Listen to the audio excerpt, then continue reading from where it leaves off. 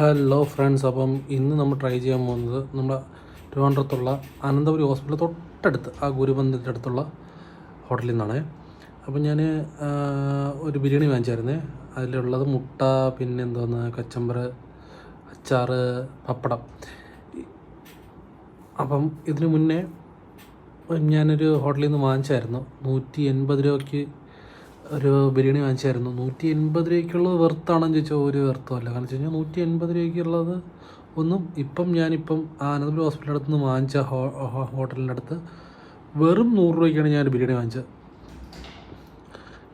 ഇതാണ് ഞാൻ ഈ പറയുന്ന തൊട്ടടുത്ത് അതിൻ്റെ ഈ പറയുന്ന അനന്തപുരം ഹോസ്പിറ്റലിൻ്റെ അടുത്ത് നിന്ന് കുറച്ച് 180 രൂപയുടെ ബിരിയാണിയാണ് കേട്ടോ. ഇതിൽ സംഭവം ബിരിയാണി ഇതുപോലെ പൊതിഞ്ഞ് തന്നിട്ടുണ്ട്, അതിൽ അച്ചാറുണ്ട്, പിന്നെ ഒരു പായസം പോലെ വെള്ളം പോലെ സംഭവം കലക്കി ഇങ്ങനെ തന്നിട്ടുണ്ട്. അപ്പോൾ നിങ്ങൾ ആദ്യം കണ്ടത് ഞാനിപ്പം വാങ്ങിച്ച ആ ഒരു ബിരിയാണി കേട്ടോ, 100 രൂപയുടെ. ഈ ഒരു സാധനം ഈ പറയുന്ന 100 രൂപയുടെ ബിരിയാണിയായിട്ട് കമ്പയർ ചെയ്ത് കഴിഞ്ഞാൽ വെറും വേസ്റ്റാണ് കേട്ടോ. 180 രൂപയ്ക്ക് പൈസ പോയി. കാരണം വെച്ച് കഴിഞ്ഞാൽ ഈ പറയുന്ന ഈ ഒരു പായസത്തിന് വേണ്ടിയാണ് 80 എക്സ്ട്രാ.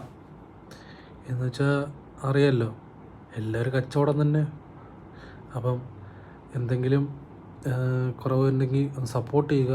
ഇനി ഇതുപോലെ